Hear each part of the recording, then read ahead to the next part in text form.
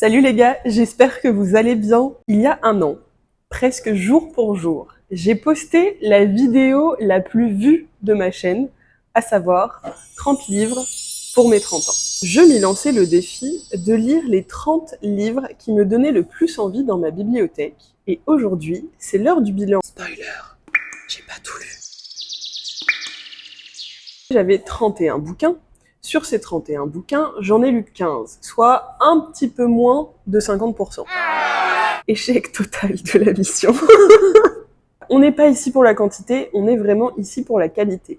Donc, prenez votre boisson, on va se mettre dans notre petit coin un peu plus chaleureux et je vais vous parler des livres que j'ai lus, de ceux que je vous recommande ou que je ne vous recommande pas du tout, car il y en a. Parenthèse, dites-moi si ça vous intéresse que je fasse une partie 2/3, sachant qu'il me reste les titres suivants. Café sur le rivage de Murakami, Au-delà de la frontière de Jen Kalichri, L'équilibre du monde de Wellington Mystery, 7 choses étranges en moi d'Orhan Pamuk, Relecture de 1984 de George Orwell, L'insoutenable liberté de l'être de Kundera, il faut absolument que je le lise, Terre sainte de Mohamed Bouafsarrak, J'ai cru qu'ils enlevaient toute trace de toi de Johannes Smadja, Ce que le jour voit la nuit de Yassine Kadra, L'autre moitié du soleil de Shimon Mosiadiche, Small Words de Caleb Nelson Azuma, Giovanni's Room de James Baldwin, Le Maître et Marguerite de Bulgakov, Résurrection de Tolstoï, La vieillesse de Simone de Beauvoir, De la liberté de Stuart Mill, Création et rédemption d'Alexandre Dumas, À l'Est d'Éden de John Steinbeck et finalement La relecture du parfum de Patrick Sousskind. S'il y a des livres que vous voulez absolument que je lise, que je vous partage, que vous hésitez à lire, bref, dites-le moi, comme ça, je vous ferai probablement une partie 2. Et peut-être que même si ça vous intéresse pas, je vous ferai une partie 2, qui sait.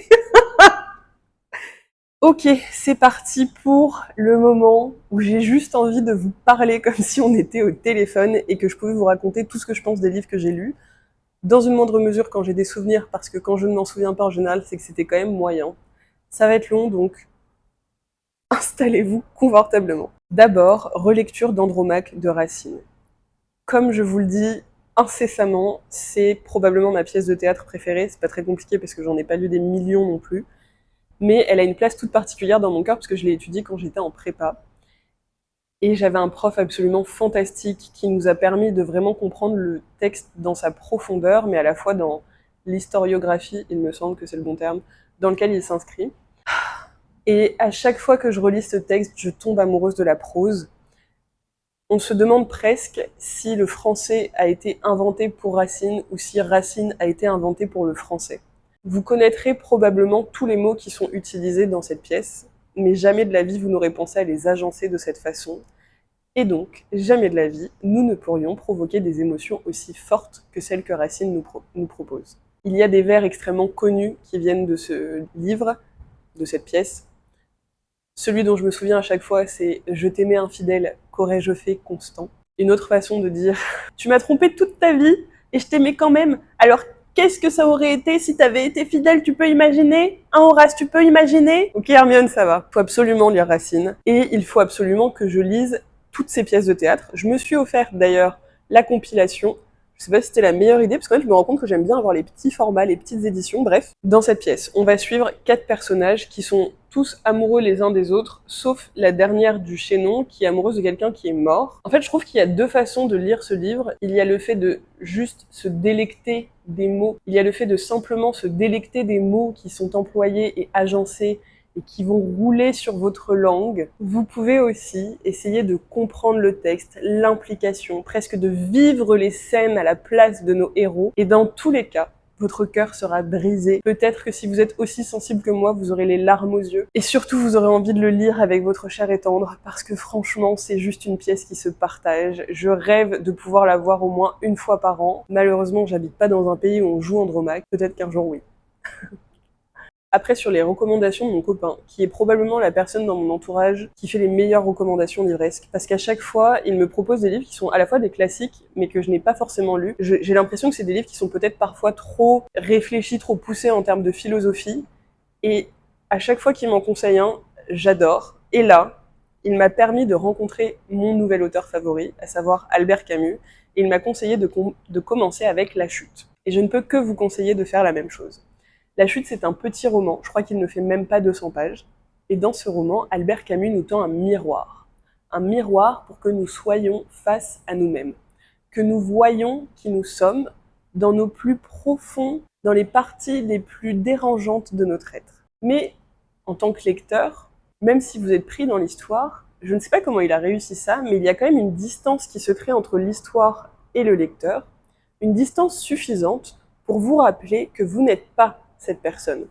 Et je pense que cette distance tient peut-être du fait que tout ce qui est mauvais, tout ce qui est représenté de mauvais dans les personnages qui sont décrits, ne nous correspondent pas. Et cette distance va vous permettre de vous rendre compte que si certaines choses vous touchent, cela veut probablement dire qu'elles touchent d'autres personnes, avec des intensités différentes, avec des angles différents, mais que ce sont des sentiments universels, que ce sont des pensées, des fantasmes universels. Et donc, je trouve que même si le texte a un côté dramatique, parce qu'il nous donne presque l'impression que la vie ne vaut pas la peine d'être vécue, et c'est la pensée d'Albert Camus, donc ce n'est pas qu'une impression quand on a ce ressentiment, ce sentiment quand on sort de la lecture. En revanche, il permet aussi de se rendre compte que puisque tout ça est absurde, et puisqu'on a honte parfois, ou sur certains aspects, d'être nous, et que tout le monde est comme ça, peut-être que ça n'est pas si grave. Et peut-être que la plus belle chose que l'on puisse s'offrir, c'est de l'indulgence, de l'empathie, et de l'empathie aussi avec autrui. Ce texte m'a énormément chamboulée parce que j'ai trouvé l'expérience très dérangeante, et à la fois, j'ai dévoré le livre, je ne pouvais pas m'arrêter de le lire. En conséquence, j'ai continué à lire Albert Camus. J'ai continué avec L'étranger, qui est absolument génial sur ce qu'il dit des masques sociaux que nous devrions porter pour pouvoir s'inclure dans la société, pour pouvoir être une personne qui vaille la peine. Mais il dit aussi que lorsqu'on est différent, lorsqu'on voit la société avec des angles qui ne sont pas forcément ceux de la majorité, la plupart du temps, on va être rejeté. Pas nécessairement parce qu'on a tort, même si là, il a tort. Pas forcément parce qu'on a tort, mais juste parce que ça dérange les gens que l'on pense différemment. Et cette réflexion, je ne peux pas m'empêcher de la voir au quotidien quand je vois qu'on s'interdit de lire des auteurs parce qu'ils ne pensent pas comme nous, que l'on s'interdit de regarder des vidéos parce qu'il y a des gens dedans qui ne pensent pas comme nous, que l'on s'interdit de parler avec des gens qui ne pensent pas comme nous. Je pense que c'est le début de la fin de l'humanité quand on fait ça, et je trouve que dans L'étranger, Camus apporte une vision nette, une critique assez acerbe en fait de la société, qui est à lire et à relire en fonction des époques et qui est très effrayante, je trouve, actuellement. Après L'étranger, j'ai lu La Peste, et là c'était marrant parce que je me suis dit, oh là là, j'ai l'impression de lire sur le Covid, cette période où on était tous enfermés entre des murs, où il y avait une maladie à travers le monde et qu'on devait isoler les gens pour faire en sorte que la maladie ne se propage pas. Et qu'à la fois, on a vu des actes de bienveillance quand on rendait hommage au personnel soignant, mais également des actes pas très bienveillants. Mais ça m'a beaucoup fait réfléchir de me dire qu'un livre qui, à mon avis, parle en réalité des camps de concentration de la Seconde Guerre mondiale, puisse être interprété au XXIe siècle sur le Covid, mais probablement pour des personnes de différents horizons. Et en fait, c'est le cas dans beaucoup de périodes de l'histoire. Et j'imagine qu'à chaque fois, il se passe la même chose. Il y a du bon, il y a du mauvais, il y a des gens qui supportent l'enfermement, d'autres moins. Ce qui me surprend à chaque fois avec Camus, c'est de voir à quel point il est capable de se mettre dans les chaussures de tout le monde. Il arrive à imaginer ce que ça fait de vouloir s'enfuir et à nous le transmettre, mais aussi de s'imaginer ce que ça fait de vouloir agir et d'être présent pour les gens qui ont besoin de notre aide, de vouloir mettre au service de la société nos talents. Notamment, je pense ici aux médecins, puisqu'on parle d'une épidémie avec la peste. Il est brillant. J'ai aussi lu les échanges épistolaires Cher Monsieur Germain qu'il y a entre Albert Camus et son professeur Monsieur Germain, qui lui a absolument changé la vie, qui l'a toujours poussé à écrire, donc merci Monsieur Germain. Et j'ai pleuré comme une madeleine, vraiment, pour moi les liens professeur-élève, c'est juste magnifique. Mais en fait, je pense que j'ai un problème avec les liens entre des enfants et des adultes, parce que à chaque fois, je trouve qu'il y a tellement de leçons à prendre de l'ancienne génération, mais aussi de la nouvelle, et que l'amour qui est donné des deux côtés est tellement fort, probablement parce que les plus anciens, je pense notamment aux grands-parents, sont plutôt en bout de course et les enfants en début de course, donc tous les deux vivent des amours qui sont tellement fortes que je trouve ça magnifique. Cher Monsieur Germain, à lire. Carnet de voyage d'Albert Camus, j'ai trouvé ça génial parce que je m'attendais à lire sur New York et sur l'Amérique latine, et en fait j'ai rencontré Camus dans son intimité, sans que ce soit une intimité qui me dégoûte comme quand j'ai voulu lire les correspondances d'Albert Camus avec Maria Callas, il me semble. Surtout Caligula, pièce de théâtre écrite par Albert Camus qui m'a chamboulée, où là on se pose la question de toutes ces fois où on a dit « Ah, je ne pourrais pas vivre sans cette personne, ou sans cette chose, ou sans ce statut social, etc., etc. Et en fait, là, il explore ce que ça fait de vraiment perdre cette personne, cette chose, ce statut, et que rien ne se passe. Certes, vous êtes triste, mais peut-être que ça va pas durer si longtemps que ça. Oui, vous êtes un peu déséquilibré dans votre quotidien, mais on retrouve son équilibre. Et qu'est-ce qui se passe après ça? Qu'est-ce qui vaut la peine d'être bon? Qu'est-ce qui vaut la peine d'être vécu? Voilà, je laisse ça là, si ça peut vous inspirer. C'était une pièce fantastique. Alors là, énorme déception. On change de continent, on change de pays, on va en Corée du Sud et on lit Cho Nam-jo qui avait écrit Moi, Kim Ji-young, né en 1982, que j'avais adoré, et qui a sorti un nouveau livre qui s'appelle Résidence Saha. Et là, je suis complètement passée à côté. C'est-à-dire qu'on m'a vendu une dystopie taïwanaise sur une société de contrôle et de classification. Et oui, ça apparaît, mais alors, l'histoire hyper décousue, pas du tout attachée aux personnages, des personnages qui ne sont pas du tout creusés comme ça a été le cas dans Kim Ji-young, où j'avais vraiment l'impression de grandir avec la personnage qui est normale parce qu'on la suit depuis son enfance. Vraiment non. Enfin, voilà. Alors, j'avais fait un retour là-dessus il y a quelques mois dans un de mes bilans du mois, je crois en février. Donc si vous l'avez lu entre-temps et que vous avez quelque chose d'autre à rajouter que vous avez aimé, s'il vous plaît, dites-le moi en commentaire, j'ai besoin d'en parler parce que... Non. Solénoïde, alors ça c'était un trip les gars, c'était vraiment un trip. Je crois que c'est ce qu'on appelle du réalisme magique, où il se passe quelque chose de magique, bizarre, dans un monde plutôt normal. Je suis en ce moment en train de lire un autre livre qui relève du réalisme magique, cette fois par une indienne. Je suis pas sûre que ce soit ma tasse de thé, donc pareil, si vous avez des conseils sur la lecture du réalisme magique, s'il vous plaît, écrivez-le en commentaire ou envoyez-moi un message sur Instagram. Je suis pas sûre que ce soit pour moi parce qu'en fait, j'arrive pas trop à savoir comment l'appréhender, à comprendre vraiment ce que ça peut, enfin, ce que ça veut dire de la société. Par contre, Solénoïde, là, il faut vraiment y aller en étant prêt à se retrouver dans le cerveau d'une personne presque hors champ. Elle a les pieds sur terre et à la fois pas du tout. Le mec est trop bizarre, le texte est hyper long, et ça fait presque un an que je l'ai lu, et vous avez tout un épisode de lecture XXL avec. Donc, je vous laisse aller regarder ça là-bas, mais ce que j'en retiens aujourd'hui, c'est vraiment une vision assez floue de ce qui s'est passé, d'un personnage qui est très amoureux, mais en même temps qui vit sur une espèce de solénoïde, qui va permettre à sa maison d'être une espèce de portail, un espace-temps un peu diffus et différent de ce qu'on connaît. Des rues étroites, une maison qui se construit presque toute seule, de briques et de brocs, des relations très étranges, presque à la Murakami. Je ne sais pas si je me retournerai encore sur cet auteur. Vous m'avez donné plusieurs titres qu'il faut que je regarde, mais je pense que la prochaine fois, si je relis de lui, ce sera vraiment un texte beaucoup plus court pour voir si ça me plaît plus, parce que je me souviens que ça avait quand même été une lecture difficile, et encore une fois, le réalisme magique, je ne suis pas sûre que ce soit ma tasse de thé, donc après c'est cool, parce que ce sont des styles auxquels je touche, et je vois si ça me plaît ou pas, si ça résonne en moi.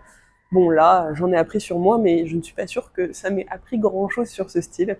Mais je me souviens quand même d'avoir passé un bon moment à essayer d'analyser, de comprendre ce que ça faisait, de réussir à trouver, alors ça là-dessus, de réussir à trouver la structure du solénoïde dans le livre, où j'avais l'impression d'être dans des boucles temporelles parallèles, qui avançaient mais très lentement, où on revenait en avant, en arrière, et que presque il y avait des mondes parallèles. C'était un trip, un vrai trip. J'ai effectué ma relecture de Claude Gueux, et là c'est oui. J'adore ce texte.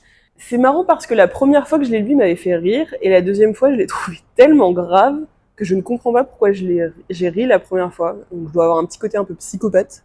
On y retrouve vraiment du Victor Hugo dans sa splendeur, c'est-à-dire qu'il donne toujours le beau rôle aux personnes misérables. Et là, c'est vraiment ce qui se passe avec Claude Gueux, c'est-à-dire que c'est une personne avec beaucoup de caractère, beaucoup de valeurs, qui les porte sur sa peau.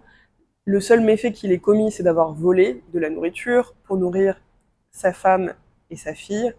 Il va être puni, il va être emprisonné, il va rencontrer un ami qui a besoin de très peu manger et lui a besoin de beaucoup manger, qui va lui donner la moitié de son repas, et donc il a besoin de lui pour survivre, en tout cas pour ne pas être plus torturé que nécessaire. Et il se trouve face à un gardien de prison qui est juste affreux et qui décide de les séparer parce que ça lui fait plaisir. Et en fait, ça, Claude ne va pas l'accepter. Pour lui, c'est juste de la torture gratuite, c'est pas nécessaire, c'est juste méchant. Et donc, il va décider de se venger. Et on ne peut pas s'empêcher d'être d'accord avec lui. D'ailleurs, il tient procès avec ses camarades de prison pour décider du sort de cet homme affreux. Et c'est un peu comme si, encore une fois, les Misérables étaient des juges plus tendres et plus proches de l'idée de justice qu'on se fait que la vraie justice qui est mise en place à cette époque en France. C'est un texte qui, je trouve, résonne très bien avec Les Misérables, qu'il a d'ailleurs écrit juste avant, qu'il cite dans Les Misérables, et là je me suis dit, waouh, Victor Hugo c'est le boss final des écrivains, c'est-à-dire qu'il a tellement écrit, et il écrit des textes qui sont tellement cohérents les uns avec les autres, qu'il peut se citer lui-même, et que personne ne va être choqué. Puisse ce genre d'intelligence et de succès me trouver un jour. C'est un livre à lire, c'est très chirurgical, ça fait 45-50 pages, c'est, je trouve, une version plus condensée de ce qu'on peut trouver dans Les Misérables. En parlant des Misérables, j'ai lu Les Misérables, ça y est, pareil, épisode de lecture XXL à venir. Malheureusement, expérience de lecture catastrophique. Je comprends ce qu'Hugo a voulu faire, je comprends le débat politique, je comprends le fait de pousser les idées, mais je trouve déjà qu'il y a une vision très utopique de la démocratie. Je trouve également qu'il a une vision très manichéenne des misérables, comme il les appelle, des gens pauvres qui ont vécu dans l'indigence et qui ont vraiment souffert du manque d'éducation ou du vagabondage quand ils étaient enfants. Et bien sûr, c'est pas pour dire qu'il faut pas faire preuve d'empathie envers des gens qui ont eu des circonstances de vie très compliquées. Mais est-ce que ça permet de justifier des attaques corporelles, des crimes, vraiment des crimes, d'aller tuer des gens, d'aller agresser des femmes? J'ai du mal avec ça. Donc c'est une lecture qui m'a quand même déçue. Non pas parce qu'elle ne m'a pas forcé à réfléchir, au contraire. Oula, réfléchi, comme dirait Maître Yoda. C'est juste que les digressions historiques, architecturales, politiques ont été trop longues et trop présentes dans le livre pour que je puisse passer au-dessus. Vraiment, c'était une catastrophe. En revanche, ça m'a donné envie de lire 93 parce que je pensais que c'était un livre sur la mer. J'ai confondu avec un autre de ses bouquins. Et en fait, je pense que ça va parler de la terreur qu'il y a eu en France après la Révolution française. Donc ça m'intéresse. Et surtout, ça ne fait pas 1285 pages. Voilà! Relecture également d'une si longue lettre de Mariam Abba, un classique de la littérature sénégalaise, où une femme mariée depuis 30 ans, je crois, apprend que son mari va prendre une seconde épouse. Et alors là, moi je suis d'accord avec elle, c'est insultant au possible. Je me souviens que la première fois que j'avais lu ce livre, je l'avais trouvé hyper touchant parce que c'était la première fois que je lisais quelque chose de la sorte. J'ai trouvé que la prose était toujours assez jolie, mais beaucoup moins lyrique que la première fois, donc je pense que je suis devenue un petit peu plus exigeante sur la façon d'écrire. Ça m'a beaucoup moins secouée, notamment parce que j'ai lu d'autres livres aussi sur la condition des femmes en situation de polygamie. Bah, ça m'a pas autant marqué, et du coup je me dis parfois il faut pas relire en fait ces livres qui nous ont tant touchés. En revanche, je trouve que c'est quand même important de le lire parce que c'est une capsule d'une époque, les années 60 ou 80 au Sénégal. Ça parle aussi d'une culture qui est assez éloignée, surtout quand on a grandi en France, à savoir les familles polygames. Qu'est-ce que la polygamie, comment ça entre dans son foyer, l'impact sur la femme. J'aimerais d'ailleurs trouver un jour un livre écrit par un homme polygame qui met en centre un personnage polygame et de voir comment lui le vit, parce que j'aimerais savoir si c'est très différent de ce que vivent les femmes. J'imagine que oui, parce qu'il y a quand même un côté très insultant, et lui, c'est vraiment le pacha, quoi. Oui, ce soir je couche avec telle femme, ce soir je couche avec telle femme. Ok, on doit s'occuper de tout le monde, mais de la même façon, mais en réalité, ça ne se passe jamais. Et puis, qu'est-ce qui vous fait aller chercher une autre femme après 30 ans de mariage, après des promesses? Je sais pas, ça m'énerve en fait. Donc, il y a toujours ce côté très émotionnel qui est provoqué par ce livre, parce que je trouve ça injuste, parce que je trouve ça méchant, parce que je trouve ça irrespectueux. Et à la fois, après on va continuer sur les livres que j'ai aimés moyen. J'ai lu White Teeth de Zadie Smith, donc Dents Blanches. Alors là, je me fais une sacrée tape sur l'épaule, parce que c'est quand même un gros pavé. C'est écrit en slang londonien, avec à la fois du vocabulaire jamaïcain, anglais, indien. C'est très très riche comme livre, et d'ailleurs Zadie Smith, quand elle parle de ce livre, elle-même dit qu'elle est fatiguée rien que d'imaginer que la jeune fille qu'elle était l'ait écrit, et qu'elle est très contente de l'avoir fait, mais que jamais aujourd'hui elle écrirait such a busy book. Et je pense que c'est vraiment ce qui décrit ce livre. C'est même un livre qu'on pourrait qualifier de maximaliste, dans le sens où elle essaye de traiter un nombre de sujets incalculables. Racisme, nazisme, multiculturalisme, colonialisme, éducation, violence, révolution, culture. Ça fait vraiment beaucoup. Et en plus, on suit deux familles, donc qui sont liées parce que les deux pères sont meilleurs amis, qui vont être liés aussi dans les générations suivantes. Et deux familles qui ont des historiques très différents. Donc l'un est anglais depuis toujours, il va se marier avec une femme qui est d'origine jamaïcaine, l'autre est indien qui est marié avec sa femme indienne, ils ont des jumeaux et en fait les jumeaux vont être séparés, ce qui fait qu'on va voir vraiment l'éducation indienne et à la fois l'éducation londonienne, on va dire anglaise pour simplifier, et ça va pas forcément se passer comme prévu d'ailleurs, ce que je trouve assez marrant. On parle aussi de radicalisation, d'éducation, des portes qu'ouvre l'éducation, mais aussi des différences de culture, comment les gens qui ont une culture plus acceptée dans le milieu anglais peuvent être complètement déconnectés de la réalité quand ils parlent à des gens qui n'ont pas forcément grandi avec le même historique, avec les mêmes références, notamment littéraires et culturelles de manière générale. Tous les personnages sont un peu stéréotypés, mais c'est peut-être parce qu'elle était très jeune quand elle l'a écrit. C'est un livre que j'ai bien aimé suivre, la lecture n'a pas été complexe, j'ai quand même pris mon temps, mais ça n'a pas été complexe. En revanche, c'est pas un livre sur lequel j'ai envie de me retourner, et depuis que je l'ai lu, j'ai moins envie de lire Zadie Smith, ce qui n'est pas forcément quelque chose de positif. Ah oui, et je voulais en profiter parce qu'il y a une fille qui a commenté sous ma vidéo XXL de Zadie Smith, et qui a lu le livre pour pouvoir regarder ma vidéo, et ce genre de commentaires, tu ne peux pas imaginer à quel point ça réchauffe mon cœur. C'est tellement fou de passer des jours et des heures à lire un livre juste pour pouvoir regarder ma vidéo. Vraiment, merci 1 milliard de fois. Merci. Merci. Et un autre livre auquel je n'arrête pas de penser, c'est Le Palais des Rêves de Kadare. Alors là, c'est quand j'ai lu les dystopies. Et vraiment, j'adore les dystopies. Enfin, il faut que j'en trouve plus, il faut que j'en lise plus, mais j'ai peur que ça se répète si j'en lis trop. Mais le principe d'une dystopie, c'est qu'on prend le monde réel, on le pousse un peu dans le temps, et on en fait une catastrophe en tirant sur des clichés de la société. Mais en fait, quand on les lit, surtout des années après, on se rend compte que c'est pas tellement des clichés. C'est vraiment ce que c'est devenu, et c'est grave parce qu'en fait, on n'arrive même pas à se dire que ça va arriver, et on n'arrive pas à mettre en place des choses pour éviter ça. Donc c'est très frustrant et à la fois délicieux parce que ça veut dire que c'est des gens qui ont tellement appris l'histoire, observé ses conséquences et vu comment elle se répète, qui sont capables de dire ok, d'ici 20-30 ans, ça va être catastrophique, on va être dans telle situation et ils ont 22 ans, et ils ont 30 ans, et ils ont 40 ans, et ils sont capables de voir ça. C'est l'occasion de rentrer dans des cerveaux absolument érudits. Donc, j'ai lu Le Palais des Rêves, et là, on parle vraiment, c'est une critique de l'administration, et presque du totalitarisme, enfin presque, non, du totalitarisme en Albanie dans les années 80, donc la guerre froide, enfin, fin de la guerre froide. Je ne sais pas à quel point il était contraint quand il a écrit par la censure, mais on a presque cette sensation qu'il ne peut pas dire tout ce qu'il veut, et du coup qu'il crée un monde très loin de la réalité.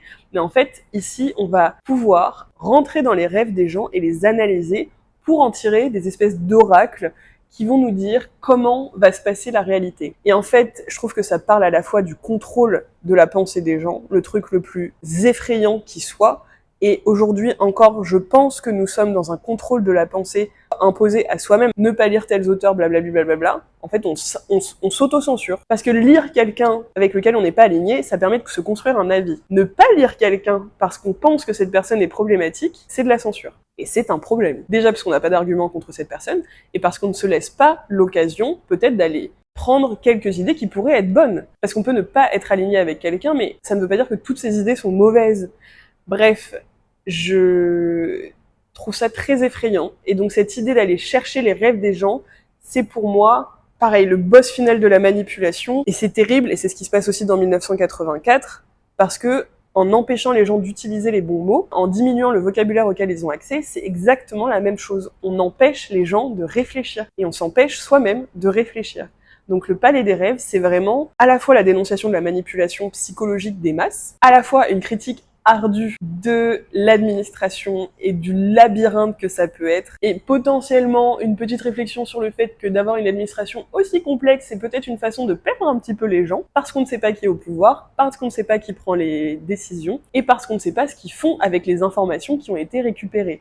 Donc, c'est un livre qui fait un peu tomber dans des réflexions de manipulation des masses et qui donne envie d'en lire beaucoup plus de l'auteur. J'ai pas encore fait trop de recherches là-dessus, mais si vous avez un bon livre de Kadare à me recommander, vraiment, n'hésitez pas. Dans la même veine, j'ai lu une autre dystopie qui s'appelle 2084, La fin du monde de Boualem Sansal, qui m'a retourné le cerveau. Parce que là, on critique les théocraties. Donc ces sociétés qui sont basées sur une religion, et cette religion qui détermine tout ce que les gens peuvent faire ou ne pas faire. Et là, j'ai trouvé que la façon dont il l'a porté, la façon dont les prières prennent tellement de place qu'en fait les gens ne peuvent pas penser, du fait que les paroles des gens soient uniquement des citations du livre saint, du fait que personne ne soit autorisé à critiquer quoi que ce soit qui sorte du livre saint, de la façon de marcher, de la façon de boire, de la façon de manger, de cette espèce de monde qui existerait au-delà, mais qui n'existe pas, de cet enfermement aussi dans une toute petite bulle qui est la nôtre et qui est celle ici de la théocratie. Et j'ai trouvé que c'était tellement bien fait et à la fois assez exigeant comme lecture parce que au début j'avais du mal à rentrer dans l'histoire, à me faire une idée des personnages et de comment ils s'intégraient les uns avec les autres.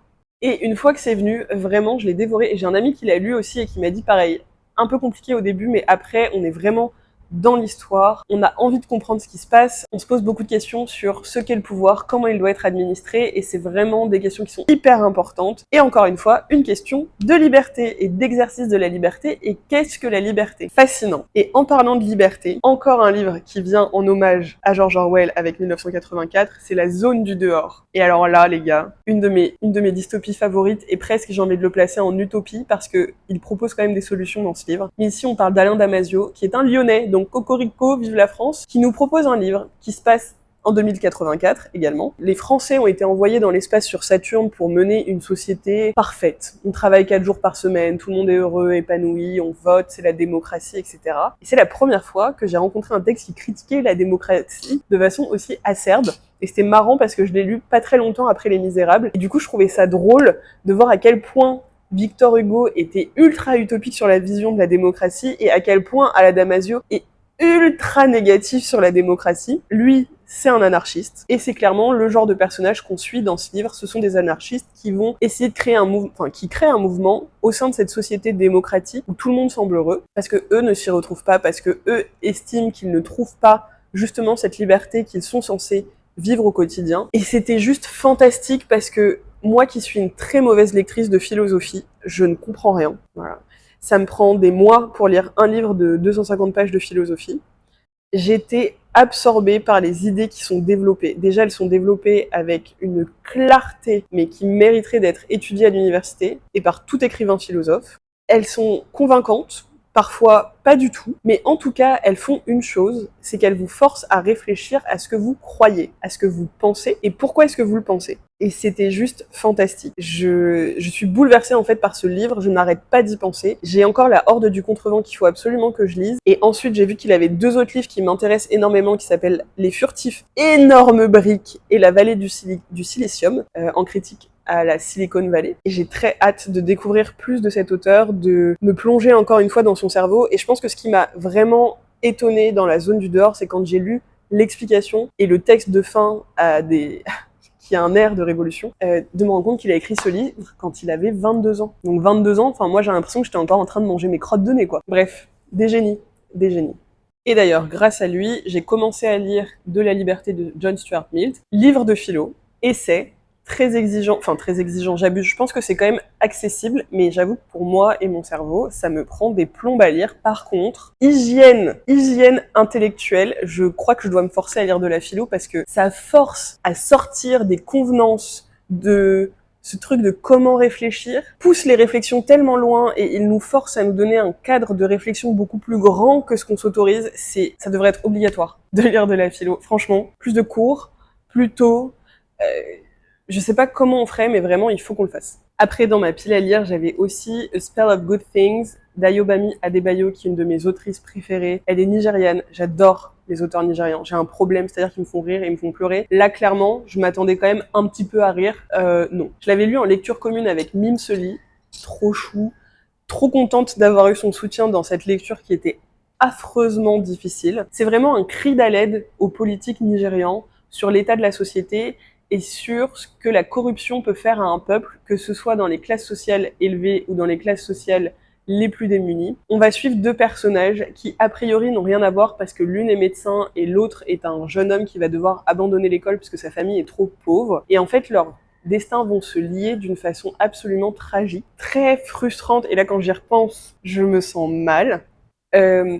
Waouh. Il y a tous les trigger warnings du monde dans ce livre, donc si vous êtes le genre de personne à ne pas lire les livres avec des trigger warnings, ne vous le procurez pas. Par contre, si c'est quelque chose qui ne vous dérange pas et pour lequel, si c'est bien fait et c'est pas juste pour créer du drame, ça vous intéresse, là je pense qu'il faut lire ce livre parce que ça en dit beaucoup sur la société nigériane actuelle. Je parle comme si j'étais nigériane, pas du tout. Mais à force de lire des livres nigérians, je vois qu'il y a beaucoup en fait ces thèmes qui reviennent, donc je pense que c'est quand même important de lire des livres qui permettent de comprendre ce qui s'y passe, même si ça sera jamais la même chose que d'y vivre. Donc, à la fois, on a un aspect très politique avec la corruption et comment elle joue sur les différentes catégories sociales, que ce soit dans les kidnappings de personnes riches, c'est un vrai truc, dans la manipulation des masses en achetant des votes, c'est un vrai truc, mais aussi dans le cercle plus intime de ce que c'est d'avoir vraiment faim, de devoir sacrifier un enfant pour un autre, de vivre dans la misère, d'envoyer ses enfants mendier. C'est vraiment très difficile à lire. Et de l'autre côté, les violences conjugales et l'emprise, et comprendre comment l'emprise s'installe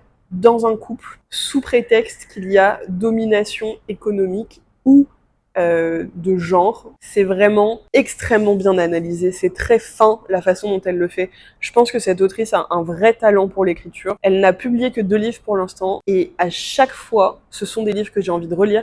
Son premier livre, Reste avec moi, je l'ai lu 2 ou 3 fois. Celui-ci, je pense que je le relirai quand je serai un peu moins énervée contre le monde. Et j'espère surtout qu'un jour, elle nous proposera peut-être quelque chose d'un petit peu plus léger. Et en même temps, elle est tellement bonne dans les drames que exprime-toi comme tu veux, mais je t'en supplie, offre-nous un autre roman. J'ai oublié un livre que j'ai détesté, ça s'appelle Paradise d'Abdelrazzouk Gourna, je crois. Il est là. Paradis, en français. Aucun souvenir. Rien. J'ai détesté la lecture, je ne comprenais absolument pas ce qu'il essayait de nous dire. Je ne vois pas l'intérêt de cette histoire. Et prix Nobel, quand même, le mec. Hein. Prix Nobel. J'ai un autre livre de lui qu'il va falloir que je lise. L'intrigue m'intéresse un peu plus. Mais alors là, vraiment, je me suis dit prix Nobel. Mais de quoi? Plus je lis des prix Nobel, plus je remets en question le prix Nobel. Peut-être qu'il faudrait que je fasse un petit deep dive, une petite recherche approfondie sur l'histoire des prix Nobel de littérature, parce que vraiment, j'ai essayé de lire Han Kang, je vois pas le prix Nobel. Abdelrazzouk, voilà, et encore une fois, je ne suis pas une personne qui a étudié la littérature, mais vraiment, il y a des choses à côté desquelles je passe. C'est très frustrant. Mais pourquoi? Bref, autre débat. Si vous avez aimé Paradis et que c'est un de vos livres préférés, n'hésitez pas à me le dire en commentaire, à hyper les gens pour aller le lire. Mais si vous avez à peu près les mêmes goûts que moi, impasse. Enfin, Crime et Châtiment de Dostoïevski. Alors là, j'étais super contente parce que j'ai détesté lire le livre. Enfin, c'est faux. J'ai adoré lire le livre, mais j'ai adoré surtout détester les personnages. Les heures que j'ai passées à repenser à ce livre, à marcher juste en pensant à Raskolnikov et à Sonia, et à me dire mais pourquoi elle a fait ça? Pourquoi il a agi comme ça? Est-ce que c'est vraiment possible de penser ce genre de choses? De croire que on est au-dessus des lois, au-dessus de la morale, au-dessus de la culpabilité. Et elle, est-ce que c'est vraiment possible aussi d'être aussi bon? Des gens qui sont vraiment sincèrement bons comme ça, comme Sonia, qui aiment tellement tout le monde, qui vont se sacrifier pour eux, sur l'autel de la vie des gens, alors que les gens, ils s'en fichent, quoi. Enfin, et à la fois, j'ai trouvé que Dostoïevski est génial dans ce livre parce que il arrive à nous plonger en enfer en nous mettant dans la tête de Raskolnikov, où on a presque l'impression d'être une personne dans son cerveau qui pousserait sur les parois pour lui dire « fais pas ça, ou fais ça ». Et j'ai trouvé ça fou parce que c'est la preuve de la maîtrise de son art quand on arrive à ce que les lecteurs à la fin d'un livre sortent énervés, frustrés, chamboulés, comme ça a été le cas de ma lecture de Crime et Châtiment. Vraiment, cerise sur le gâteau. Génie, à lire, à relire, et j'aimerais le relire plus tard, je pense. Mais vous savez, Dostoïevski, je me suis aussi rendu compte, parce que pas longtemps après, j'ai voulu lire Les Frères Karamazov, et je me suis dit, en fait, peut-être que c'est un auteur qui provoque des émotions qui sont tellement fortes qu'il vaut mieux ne lire qu'un seul livre de lui par an. Il faut le temps de s'en remettre. Ça prend du temps. Vraiment, c'était compliqué, je trouve, de sortir du livre, et encore aujourd'hui, quand j'en parle, là, je sens que j'ai chaud, que je suis pleine de suspicions presque avec le monde qui m'entoure et tout. Enfin, il est trop fort. Il est vraiment, vraiment trop fort. Voilà les gars, on est venu à bout de ces 15 livres. J'espère que ça vous aura plu. Je pense qu'on va se retrouver l'année prochaine pour le bilan, partie 2, pour voir si j'ai réussi à lire les autres livres que j'ai vraiment envie de lire, et peut-être que je suis maintenant prête pour mon deuxième opus de Dostoïevski. N'hésitez pas à me dire s'il y a des livres que j'ai mal interprétés, s'il y a des livres que vous voulez que je lise en priorité, ou si vous êtes un petit peu plus âgé ou qu'on a le même âge, ou que vous êtes dans votre vingtaine et que vous lisez énormément, quels sont les livres qu'il faut absolument lire dans sa vie selon vous? Et pourquoi? Ne me dites pas juste Ouais, il faut lire ça. Non, non, non. Je veux des explications. En attendant, je vous laisse. Merci encore pour l'accueil que vous avez fait à la vidéo l'année dernière. J'espère que celle-ci vous plaira tout autant. Je vous fais d'énormes bisous, des petits cœurs sur vous, et je vous dis bye bye!